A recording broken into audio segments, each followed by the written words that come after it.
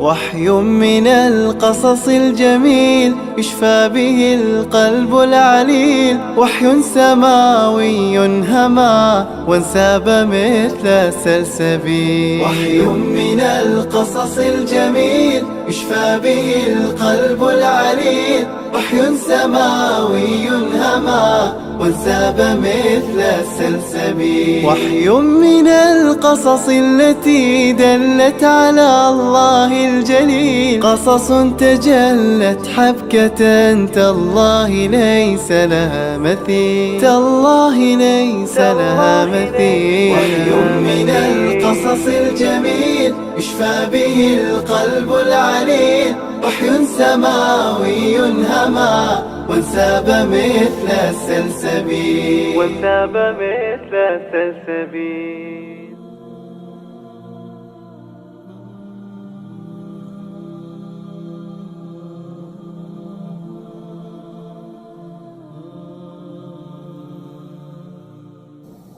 بسم الله الرحمن الرحيم. الحمد لله رب العالمين، والصلاة والسلام على رسول الله وآله وصحبه أجمعين. أحبتي في الله، السلام عليكم ورحمة الله وبركاته. ودروستي أنكو قادنيني قصص في القرآن الكريم.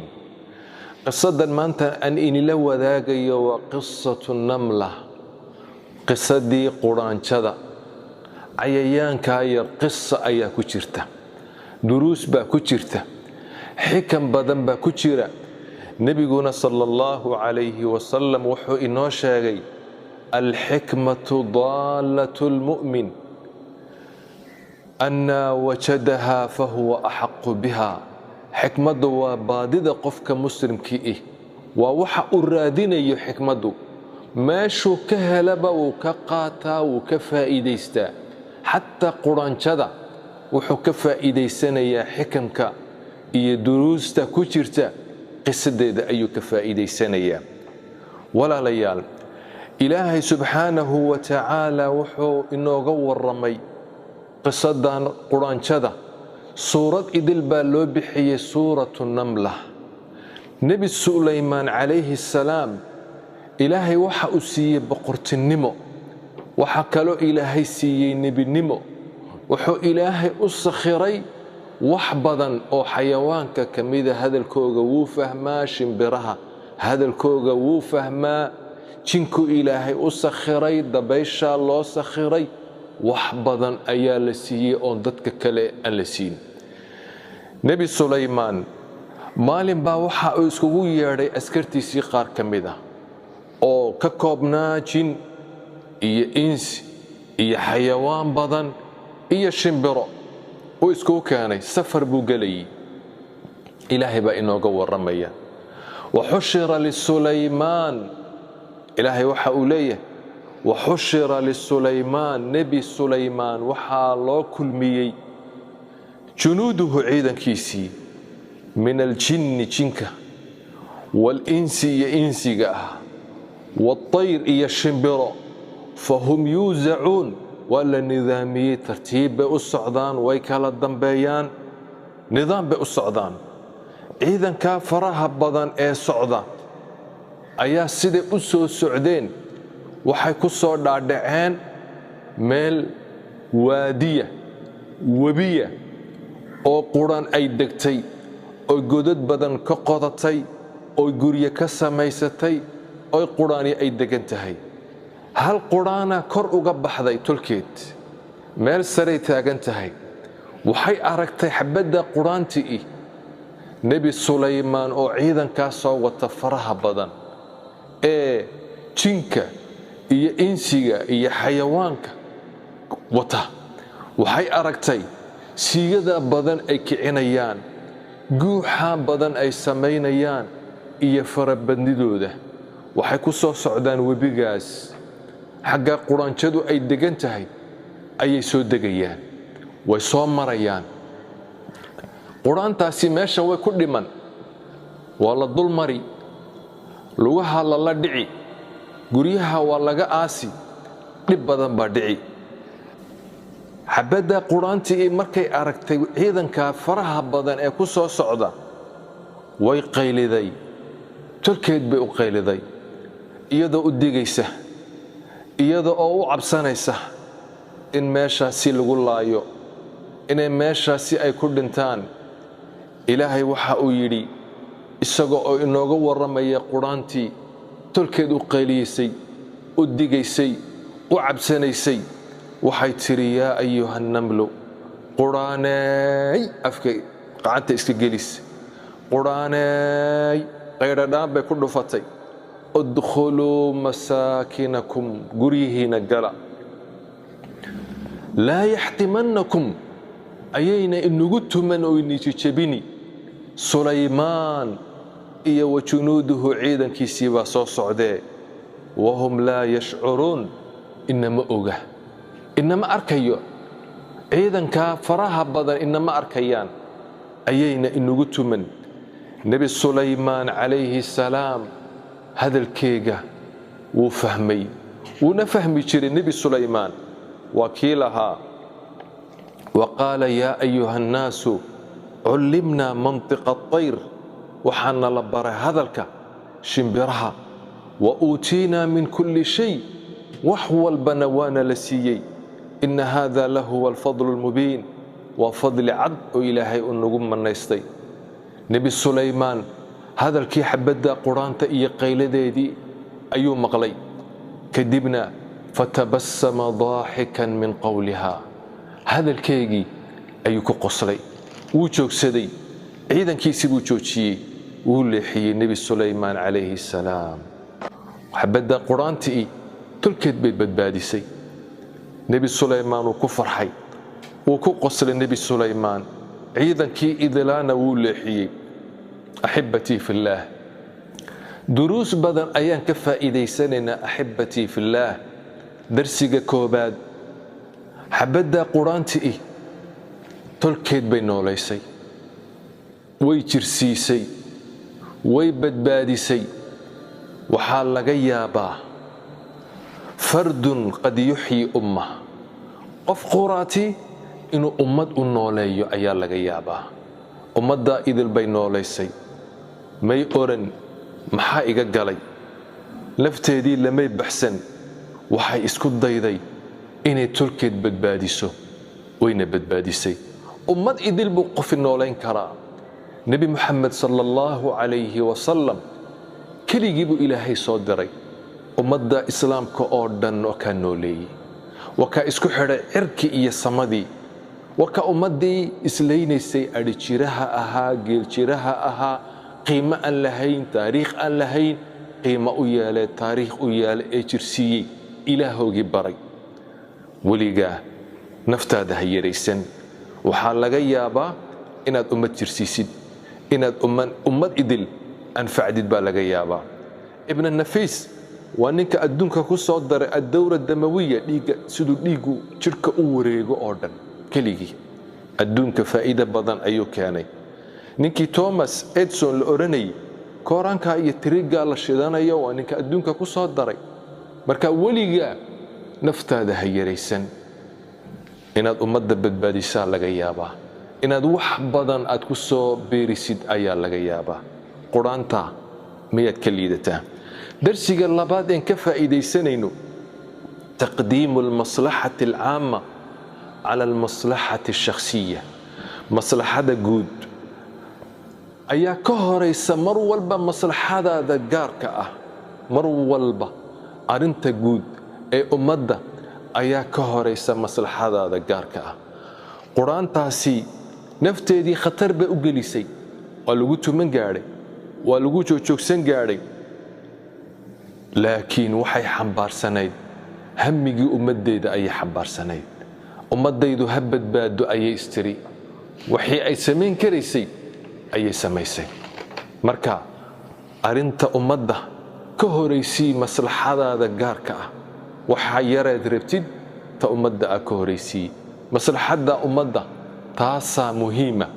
arinta saddexaad ee ka faa'iideysanayno waxa weeyaan al-inshighaalu bil juhd adigu dadaal la imo nataa'ijka iska dah ilaahay baa keeni adigu beer ilaahay baa midhaha soo saari waxaa laga yaabaa inuu ilaahay kelmad aad jeedisay wanaag aad samaysay inuu ilaahay ummad idil oo ku intifaaco adigu sababta la imo waxaa jira siduu nebigu inoo sheegay sallallahu alayhi wasallam anbiyaa ilaahay uu soo diray qaar baa la iska wala diido maalinka qiyaamaha keligii buu imanayaa qaar bay 2 qof soo raacayaan qaar bay 3 qof soo raacayaan qaar baa ummadda idil sida nebi maxamed oo kale alayhi salaatu wasalaam ummaddaas oo dhan ay u imanayaan maalinka qiyaamaha adigu sababta la imo kan wixii ummadda wixii aad wax ku qaban lahayd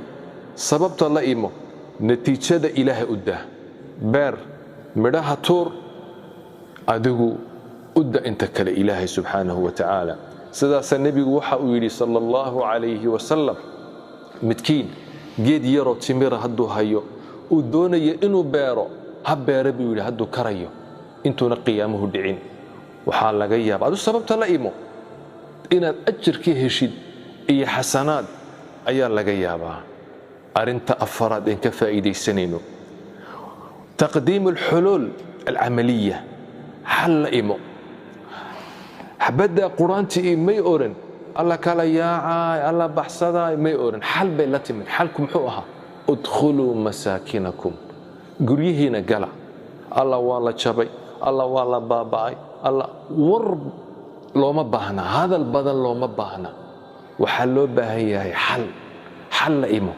udkhuluu masaakinakum markay tiri guryihiina gala guryahoogii bay galeen way badbaadeen intii ay la iman karaysay way la timid xal la imo marka waa la baaba'ay waa la balaanbalay waxba lama hayo waxaasi micno male udkhuluu masaakinakum guryihiina gala arinta shanaad een ka faa'iideysanayno warka quraanjada ah waxa weeyaan niyadaadu inay wanaagsanaato haddii wax lagu sheego niyad samiil la imo calooshaada xumaanta ka saar malaha xun wax walba mala xun ha u fasiranin quraanjadana waxay tiri u fiirso laa yaxtimannakum sulaymaan wajunuuduhu wahum laa yashcuruun nebi sulaymaan iyo ciidankiisu ayayna ina jajabini inagu tuman maxaa dhacay way inagu xoog badan yihiin way inoo xoog sheeganayaan iyo malaha xun way iska ilaaliseen maxay tiri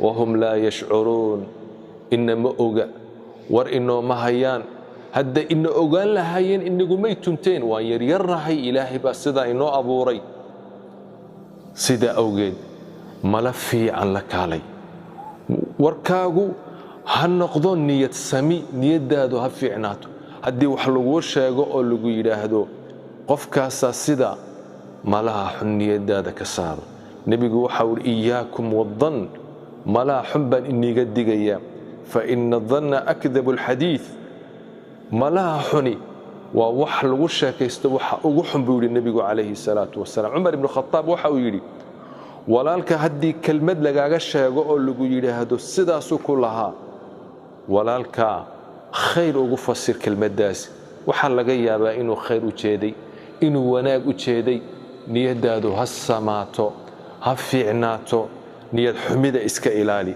axibbatii fillaah quraantaasi duruus badan ayaa ku jirta quraantu waa ummad weeyaan siduu nebigu inoo sheegay sallallahu alayhi wasallam nebi sulaymaan ayaa maalin ciidankiisii ka haystay roobdoon ilaahay bay doonayeen inay roob weydiistaan oo roobdoon ay tukadaan kadib markay banaankii u soo baxeen nebi sulaymaan wuxuu arkay quraan dhabarka u jiifta oo lugaheegii iyo qacmaheegii kor u qaadaysa markaasaa nebi sulaymaan waxa uu yidhi wuxuu maqlay quraantaasoo ku ducaysanaysa allaahumma innaa khalqun min khalqik ilaahayow waxaan nahay khalqigaaga ka mida ilaahayow biyahaan u baahannahay iyo roob hanina kama nihinoo kamanu kaaftoon biyo nebi sulaymaan calayhi salaam dadkii buu la hadlo waxa uu yidhi irjicuu faqad suqiitum bidacwati hayrikum waan liwaraabin ilaahay roobba inoo keeni dad aan inaka ahayn ayaa ducaystay oo ducadoodu ilaahay aqbala dib inoo celiya xadiisku rawaahu imaamu axmed. axibbatii fillaah, waxaan kala soo baxaynaa duruus aad iyo aad u badan. warka quranjada wuu fara badan yahay, in badan adaan kuu daynaya, kala soo baxa. duruusta waxaa ka mida alsabr waljald. quranjada waxaa lagu yaqaanaa sabir iyo adkaysi. quraan ma aragtay weliga meel koraysa, dhagax siman bay koraysaa ama gidaar bay koraysa, way kori, way ka soo dhici, mar labaad way kori, way ka soo dhici, way ku celin, marka dambe waxaad arki iyadoo oo dusha u baxday. waa adkaysi yeelo. waxa kale oon ka faa'iidaysanaynaa quranjada waxaa lagu yaqaanaa atacaawun, way isgargaartaa. quraanta layn bay gelaysaa, waxaad arki wixii ay qaadi kari weydo way iskugu yeedhaa, way wala qaadaa, way isgargaarsataa. mar walba quraantu nidaamkaasi ayay ku socotaa. waxa kaloon ka faa'iidaysanaynaa quraantu waa isku naseexaysaa. naseexo adiga arkaya, wanaagay is amrayeen, xumaanta iska reebayeen. waa quraan. udkhuluu masaakinakum laa yaxtimannakum sulaymaanu wa junuuduhu wahum laa yashcuruun. wanaagay is amraan. quraanta waxaa lagu yaqaanaa oo kale altartiib wa cadam alfawda, waxeegu u nidaamsan yahay. raashinka ay xagaaga cunayso, ka jiilaalka ay cunayso, cuntooyinka qolalka ay leedahay wuu kala nidaamsan yihiin, waxeegu wuu nidaamsan yahay. waxa kale oo lagu yaqaanaa quraanta firfircooni iyo nashaad ayaa lagu yaqaanaa. weligiin ma aragteen quraan hamaansanaysa ama quraan maqaaxi fadhida oo ka shaahayso oo lugta dul dhigateen ma aragtay? weligeed arki maysaan. nashaad iyo firfircooni iyo socod iyo shaqaysi ayay ku jirtaa weligeed. waxaa lagu yaqaanaa mujtamaca quraanjada waa mujtamac nadiifa, meel yar oo wasakha ma arki karaan. waxaa kaloo nebigu inoo sheegay sala allahu calayhi wasalam inay quraanjadu ay tasbiixsato. duruus badan iyo xikam badan ayaa ku jira. qisadaasi qisatu namla in laga faa'iidaysto oo dib loo akhriyo ayay u baahan tahay. xalaqo kale ayaa inagu soo socota oo qisasun fi lqur'aani alkariim. la socod wacan. wajazaakum allahu khayran. وصلى اللهم على سيدنا محمد وآله وصحبه أجمعين. والسلام عليكم ورحمة الله وبركاته.